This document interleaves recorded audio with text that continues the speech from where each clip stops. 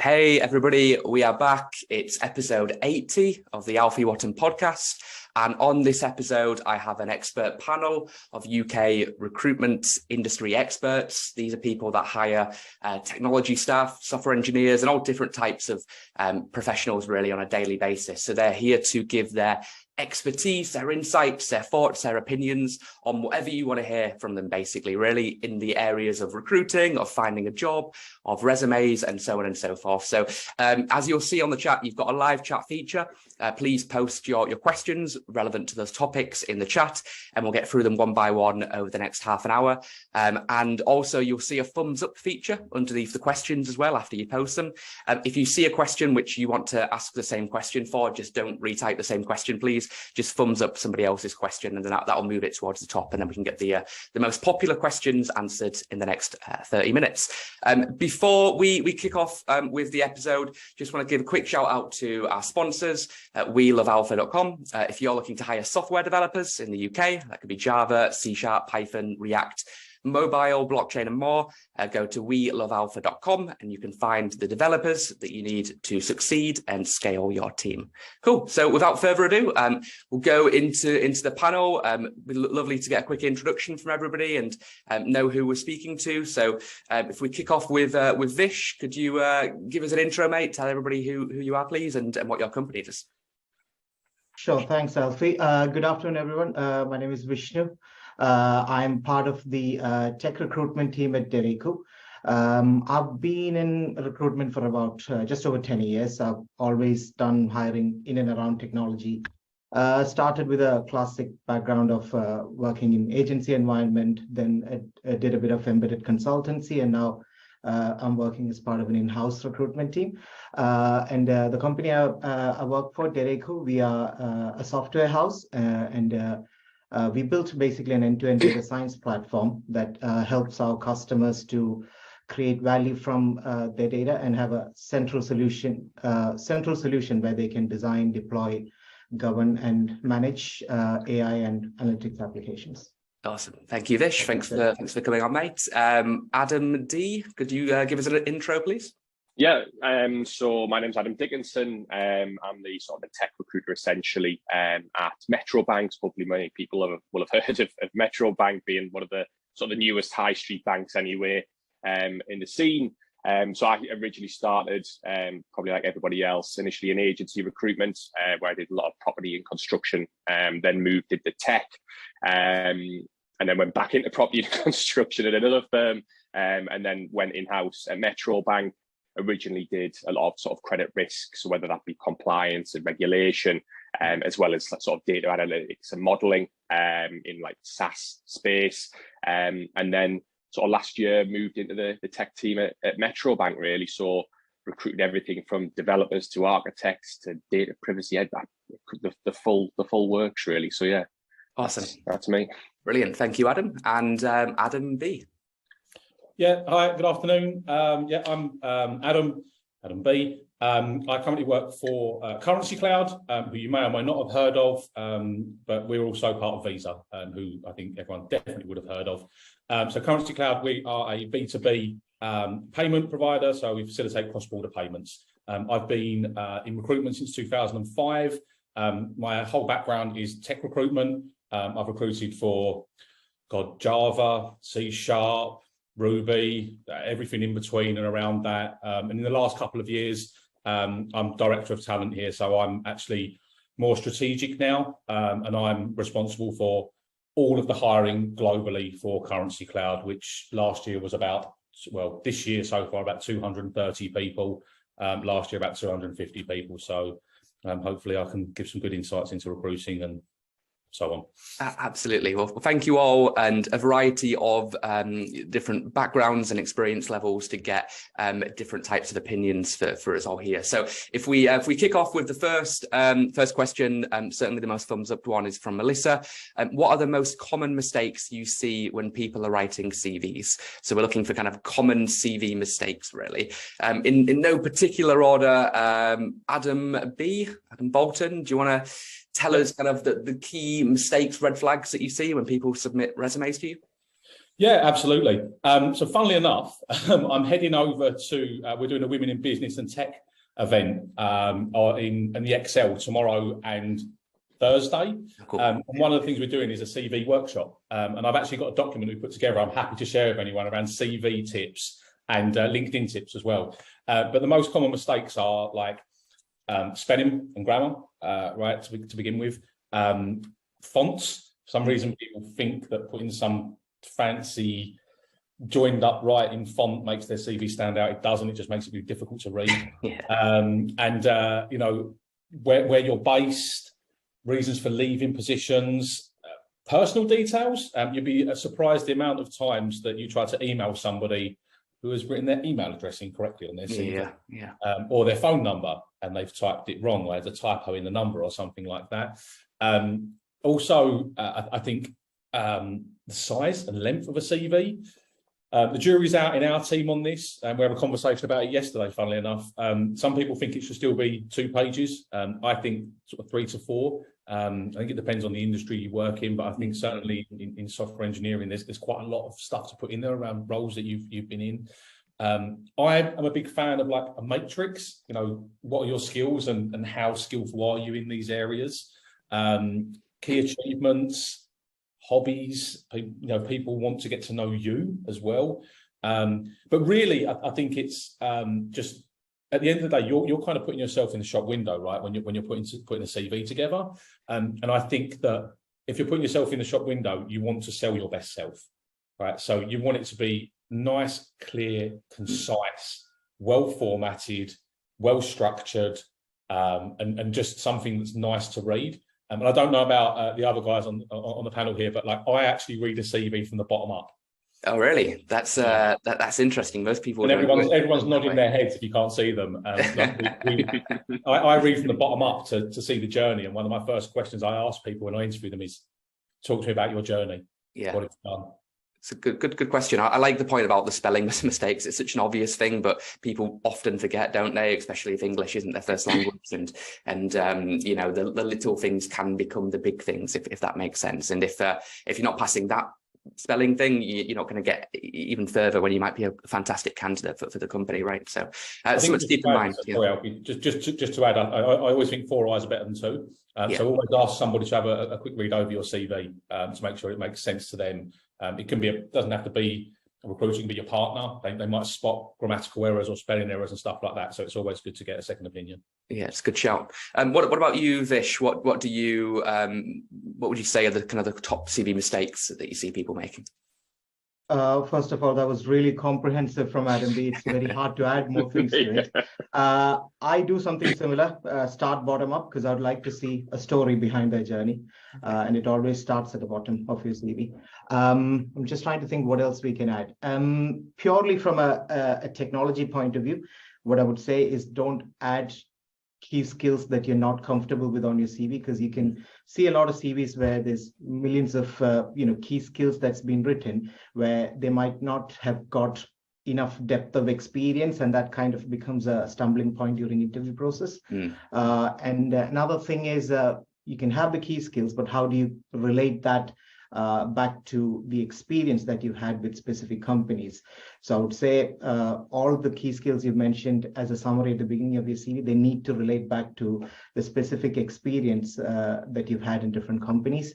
Another thing when it comes like graduate intern level, everybody comes from a similar sort of level from an experience point of view. So there's not a lot to add there. So what can you talk about outside your experience as such? So things like, a blog page where you maybe talked about an experience of going to an event or a new certification you've taken, or a GitHub project where, you've made some contributions or learned something new. So these sort of things at a graduate level especially will make a lot of difference and show their natural interest towards progressing in technology.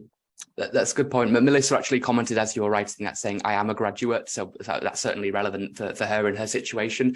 I feel like, you'll look at 10 junior developer CVs or junior 10 new recent tech graduates, and they'll be exactly the same. So it's often good to have those side hustles, those personal projects, those blogs and so on to show that you're doing, going the extra mile to stand out, if that makes sense.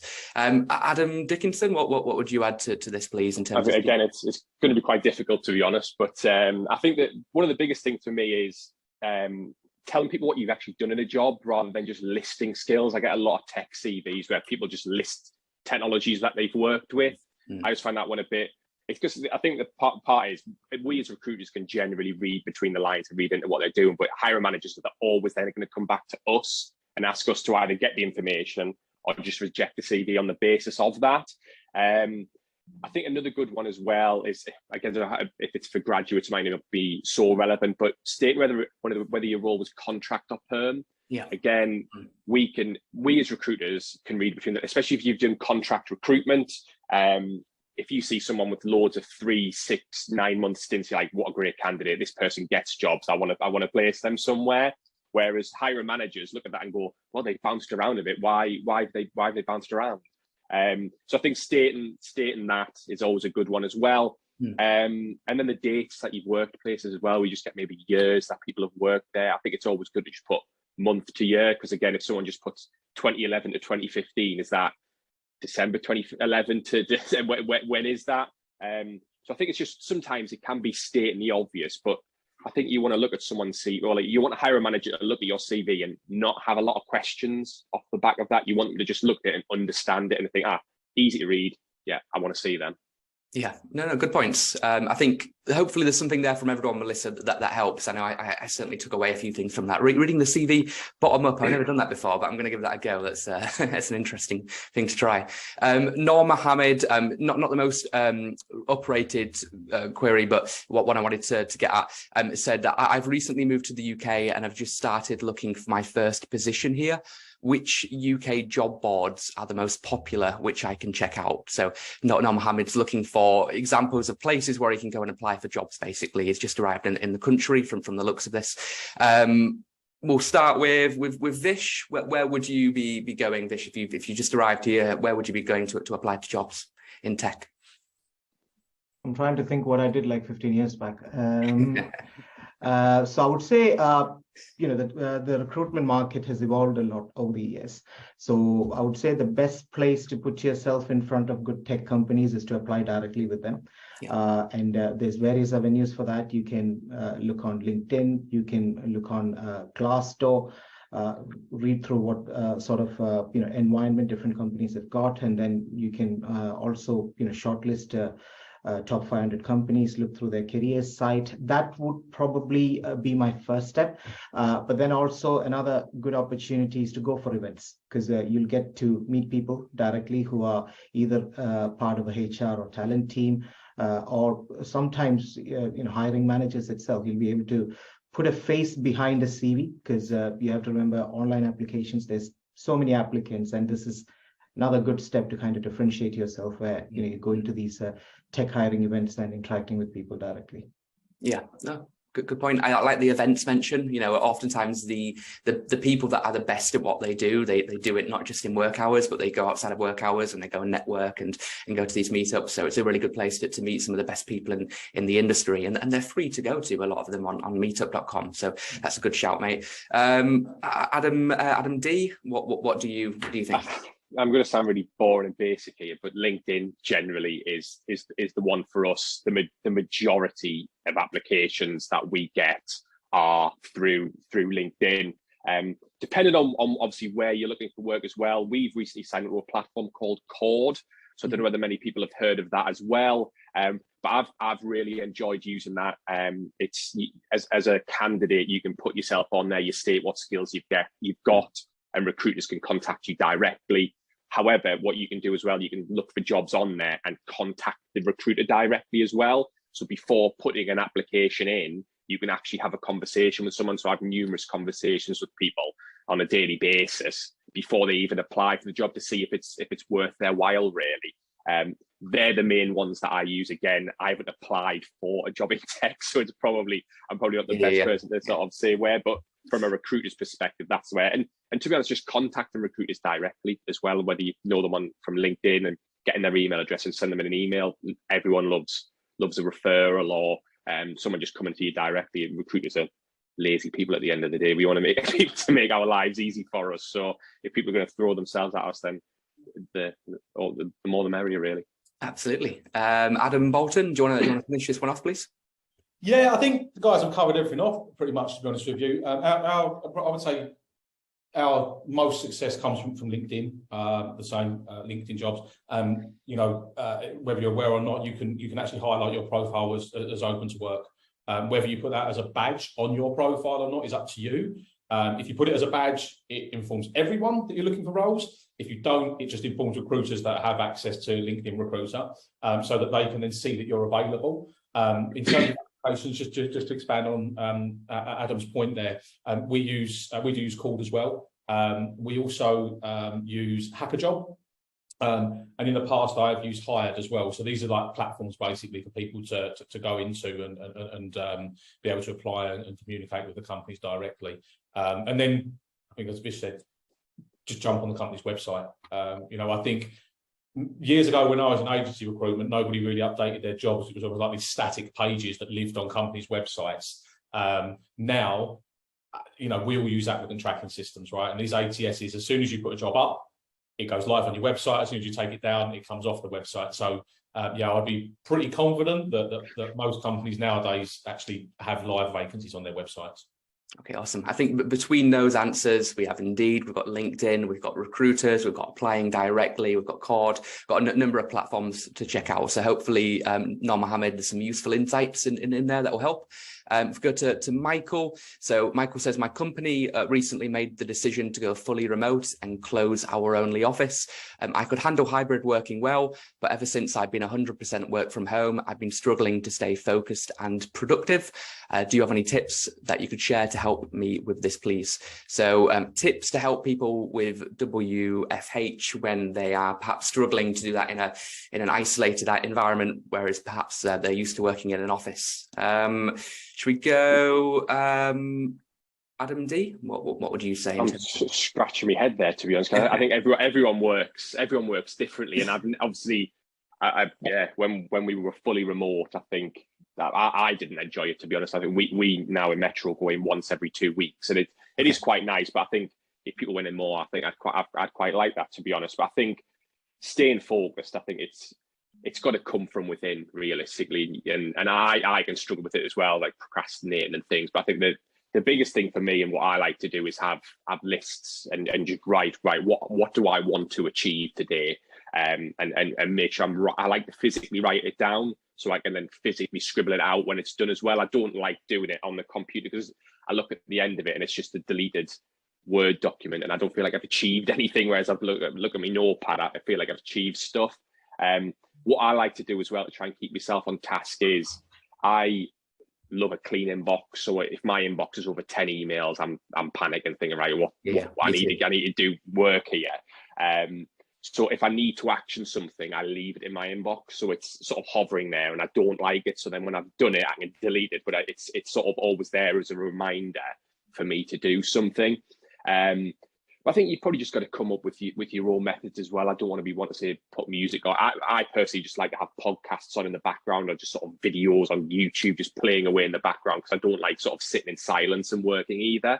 I think you just got to try out different things and see what's best for you, really. But that's sort of what works for me. But I don't know about the other guys. The sitting in silence one is it's so true. I remember when lockdown first happened, I would listen to fake background office sounds to try and trick myself to prevent myself from going to watch Netflix or something. But yeah, man, it's you're right. Crossing stuff off on a piece of paper is so much more satisfying. I know for me personally than a to-do app. But what about Vish? What do you what advice would you give in terms of trying to stay productive when working from home?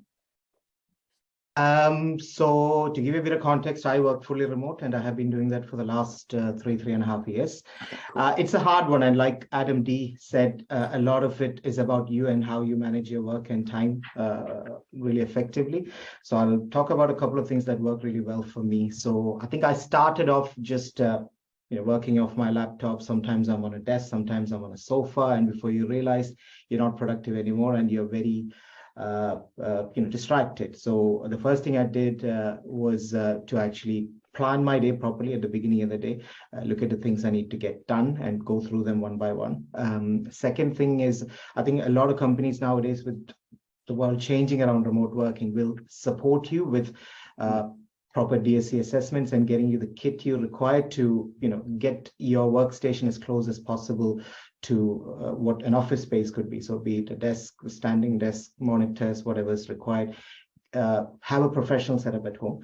The other thing is, I think nowadays with the virtual world, it's very easy to have meetings which are just business, and the human interaction kind of disappears. So make a conscious effort to have that 15-minute or half an hour chat with your colleagues once a week or something. So we do something called Random Donut, where we get to meet different colleagues from different parts of the business, just intros, coffee chat, not talking about work, having icebreaker exercises in team meetings before it gets into the business stuff. So just try and get that personal interaction and not just meetings day in, day out, which are just purely business. I think that can really drain you out very quickly. Yeah, absolutely. If you're just on Zoom, Teams, and it's just about work, it's draining. So you're speaking to a screen all the time. I like your point about having a professional setup as well. I see so many people that work from their kitchen table, and it's not only is it terrible for your back probably, but I know I'd probably struggle to stay focused. What about Adam Bolton? How would you kind of finish up this point? Yeah, I mean, I think I'm a bit different to everyone else. I like quiet. I kind of sit there. I very rarely put the music on. I used to, and then I don't know why, but my brain started typing the lyrics. So if I put anything on, it has to be instrumental, so there's no words happening. But I think for me nowadays, I'm relatively lucky in the fact that we had a utility room at home. I say utility room; it was just loads of folded laundry everywhere, never got put away. But when lockdown kicked in, I converted that into this is my office now. So, I have a room that is dedicated to my work. I never walk around the house. I never go and sit in the sitting room or in the kitchen or anything. That's my room. That's where I work. But I think it's super important to have that space that's yours. I just want to wind back a few years. In 2013, I started out on my own after working in an agency for several years. And I was in a two-bed, semi-detached house, 2 small children, my wife and me, and there was no space for anything else. And what I actually did was converted under the stairs into a makeshift desk. And it literally was like Harry Potter under the stairs. I used to shut the door behind me in this little, I don't know, 8-foot long box, but that was my zone. That was where I worked. And I find that really helps. And one of the things that we do here at Currency Cloud, we try and encourage people. We're remote first, right? So we try and encourage people to come to the office occasionally. But one of the things that as we're remote first, we've grown quite massively over the last couple of years. We've gone from like 200 to these 600 people. We're dotted all over the UK and the world. And we're trying to say to people, if you've got other Currency Clouders in your locale, go and have a coffee together, work in a coffee shop together, those kind of things. They don't necessarily have to be in your team, just someone that you can just sit and chat to and work, so you feel like you're still having those interactions with people. And what we do in my team is we have 3 different things during the week. One of them being, we call them a chin wag, which is half an hour on a Tuesday morning and half an hour on a Thursday afternoon. So we have colleagues in Singapore, so they come in on the Tuesday morning, and the US on a Thursday afternoon. They are what they are. They're a chin wag. We just chat about anything. Normally ends up as being talking about food because we all like eating. And then once a week on a Wednesday, we do a thing called a fuddle. We do half an hour worth of updates, like a huddle. And then we do half an hour worth of, I call it mandated fun, because we have like a rota. And every week somebody's responsible for doing something fun. We've done loads of different things, but it just means that it's not all work. You say yourself, you're sitting on Hangouts, Teams, Zooms. It's fatiguing. And sometimes you need to just have those moments. Like I'm in the office today, and when you're in the office, you have those moments where you go and chat to someone. You're not constantly working the whole day. So I think those sort of breakouts away from what you're doing are really super important. Absolutely. I think you've all got a common theme there in that you have meetings which are non-agenda meetings, so they're not for the purpose of work, they're for the purpose of culture and keeping the team together, not just from a work perspective, which is brilliant. Win the hearts and then the mind second. We do final question, and we'll keep it rapid fire just before we run out of time. But Zach has been promoted to their first ever leadership role, and they will need to start recruiting for his team. Do you have any advice for Zach to help him attract the best candidates? I'm not sure exactly what you're looking to recruit, Zach, but if we just do it as a general overall type of person. Adam Bolton, do you want to give us kind of just your kind of key tip? What would be your kind of single piece of advice for Zach to help him get the best people? I think she needs to contact you, right? that's step one. But what about step two? I think the most important thing that I've certainly done in the last couple of years is have a very clear set of objectives when you're hiring, and be very clear on what good looks like, because good is subjective. You need to have a very, very specific guidelines of what answers you're looking for from people to the questions that you're asking them, so that you are judging everyone based on the same questions. Yeah, that's good. What about you, Vish? What would you say? Be proactive as a hiring manager. So I think that's the key for me. Lead the whole process, and be an advocate of referrals, getting your team to submit referrals, making sure good looks like. That's, I think, that's the biggest point for me.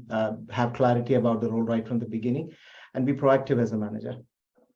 Absolutely. And Adam Dickinson, how would you finish? I think for me, it's probably sometimes just don't look for perfection. I think especially if it's going to be permanent hiring, you want to get people in the team that you can you want people to be able to develop, and that's the reason a lot of people will go and join companies, because they want to learn something new, they want to develop and take their career forward. So if you think actually this person's maybe not 100% what I'm looking for, but they're 60-70%, I like them and I can see them developing, then go with that. So don't always focus on just trying to get the perfect person. Absolutely. Cool. Well, thank you all for giving us your expertise today and your opinions and your thoughts. We're up to 717 people actually in the live chat. So that's a good turnout. And I noticed a lot of those people have just joined in the past 10 minutes. So we are finishing up right now, but this will be on Spotify in the next half an hour. So you can go back and watch the recording if you did miss it. Just before we finish up, just a reminder, this episode is obviously been brought to you by wheelofalpha.com, where we've got the mad front-end Picasso-like React developers. We've got legit full stack coding aliens from the Java world, and people that are Microsoft by day and by night from a .NET C# perspective. So for those needing software developers, wheelofalpha.com is where you need to go. But thank you to Adam, to Vish for taking the time. Make sure you're subscribed on Spotify for new episodes. We've got them coming out almost daily at the moment.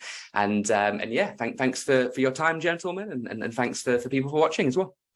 Thanks very much, guys. Take care.